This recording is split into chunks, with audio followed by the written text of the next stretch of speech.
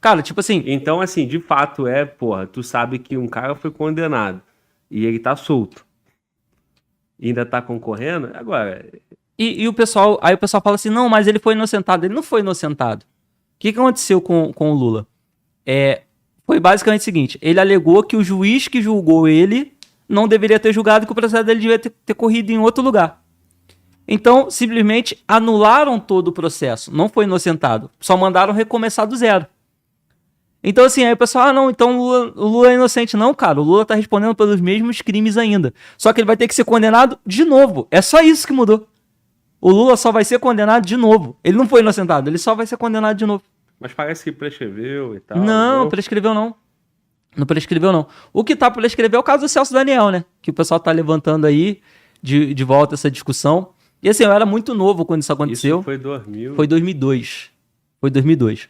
E aí eu fui dar uma pesquisada, cara. E a parada é muito sinistra, assim, a questão do Celso Daniel. Porque, olha só. O Celso Daniel foi sequestrado no dia 18 de janeiro de 2002. E apareceu morto no dia 20. Aí quando você vai ver os fatos, foi assim, ó. Ele estava no carro com o segurança dele, o Sérgio Sombra, morreu agora em 2016, morreu de câncer. Contextualiza aí quem é Celso Daniel. Tá. Né? Celso Daniel, ele foi prefeito da cidade de Santo André 3 vezes e também deputado. E à época, ele era coordenador da pré-campanha do Lula, tá? Em 2002. Depois ele foi substituído por José Dirceu.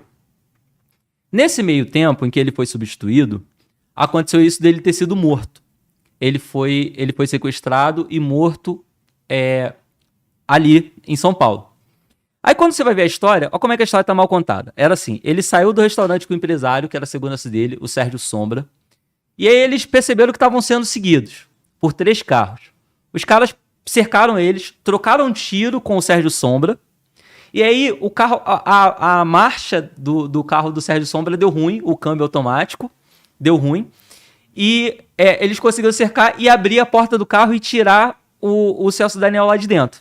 Mas o Sérgio Sombra, que trocou tiro com os caras, ninguém mexeu com ele. Saiu ileso.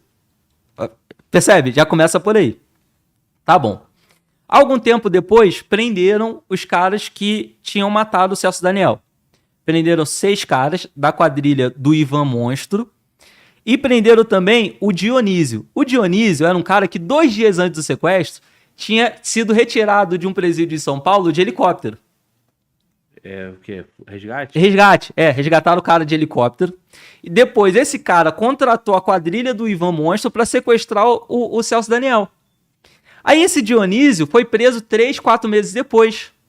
E aí quando ele foi preso, ele no depoimento dele na delegacia, ele falou assim, ó, eu conheço o Sérgio Sombra, eu tive a ver com a questão da morte do Celso Daniel, mas eu só vou falar em juízo pela questão da minha segurança. Aí ele no presídio, quando a advogada dele estava conversando com ele, os caras do PCC invadiram a salinha, tiraram o maluco de lá e deram 100 facadas nele. No dia que ele estava passando as informações para a advogada dele para poder apresentar as provas em juízo. Olha como é que funciona a coisa. O cara que era chefe da quadrilha foi morto com 100 facadas no dia na frente da advogada dele, quando ele tentou passar as informações para ela. Mas não, uma série de coincidências. Aí vamos a outras coincidências. Um policial que fez contato com esse Dionísio, logo após ele ter fugido da cadeia, foi morto. O delegado que abriu o processo do Celso Daniel foi morto. O legista que afirmou que o Celso Daniel tinha sido torturado, morreu. O garçom que foi o último a ver o Celso Daniel saindo do restaurante com o Sérgio Sombra, morreu. O cara que viu a morte do garçom, morreu. Você tá entendendo como é que é o nível do negócio? Porque o legista tinha um deputado com ele, eu anotei até os nomes para poder lembrar. O legista tinha um deputado com ele na hora que ele fez a exumação, fez o laudo do corpo, e esse deputado falou para todo mundo, não, Celso Daniel não tem sinal de tortura. O legista assinou um laudo dizendo que tinha. Morreu. O garçom que teria visto o Celso Daniel sair com o Sombra do restaurante, Ele disse pra família que ele tinha sido orientado a não comentar sobre o caso. O cara recebia R$400 e fizeram uma transferência de 60 mil pra conta dele. Aí, na sequência, ele foi perseguido por 2 caras de moto e acabou se acidentando. Bateu com o carro, com a moto e morreu ali. Aí o camaradinha viu a situação, né, da perseguição e falou pra polícia. 20 dias depois, esse cara morreu com um tiro nas costas. Aí o Dionísio, que foi o cara que orquestrou o sequestro, porcaria toda, foi esfaqueado dentro da cadeia. Pelo Cezinha do PCC. O Dionísio, ele era do CRLC. Era tipo Comando Revolucionário pela Liberdade do Crime, alguma coisa assim. Eu anotei, daqui a pouco eu pego aqui pra se precisar. E aí, o Cezinha do PCC, olha como é que foi. Ele não só mandou matar o cara, como ele ligou pra uma jornalista avisando, olha, mandei matar, tá? E por favor, faça isso sair na imprensa. Por que um bandido vai mandar matar e querer destacar que foi ele que mandou matar? Qual é a ideia? Por que o bandido quer... não, fui eu que matei, hein?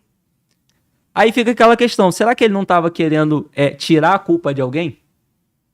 Se ligou? Porque o que acontece? O Sérgio Sombra, o Celso Daniel, ele queria fazer o seguinte, os familiares dele afirmaram que ele estava fazendo parte de um esquema de corrupção, de lavagem de dinheiro, de caixa 2 para o governo PT, só que era só para campanha, pela Secretaria de Transporte. Quando ele percebeu, os caras não estavam só botando dinheiro roubando dinheiro da prefeitura para campanha, eles estavam roubando dinheiro para si próprios. Só que, cara, a nossa justiça é tão lenta que os caras que estavam na sacanagem, que o Celso Daniel quis denunciar em 2002, só foram presos agora em 2018. Que isso. Aí, o que acontece? 2002, Celso Daniel morre. Aí, de 2003 a 2005, as pessoas vão morrendo. As pessoas envolvidas, no caso, vão morrendo. Essas 5. Aí, o delegado que abriu o inquérito morreu agora em 2015, com os caras tentando invadir o apartamento dele. Mas tem ligação?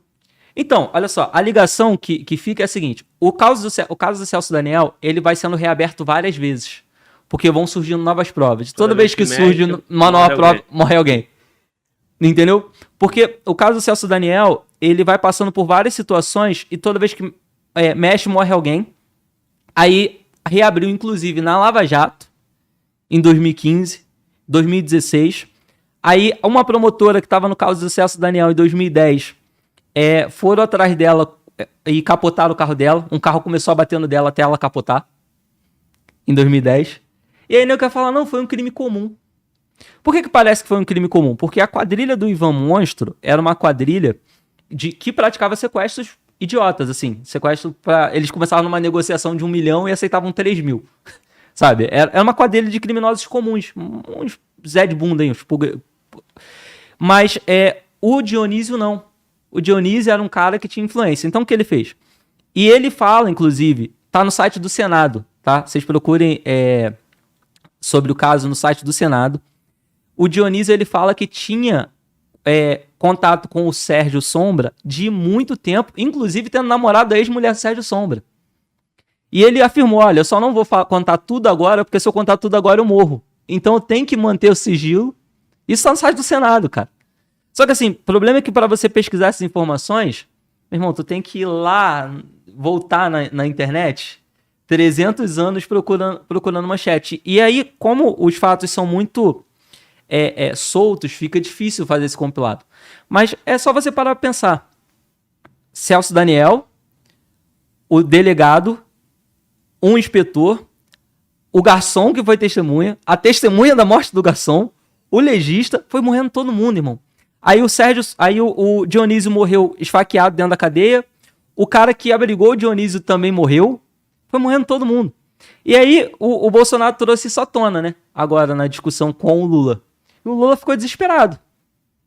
Desesperado. Por quê? Porque o Marcos Valério também já fez delação relativa a isso.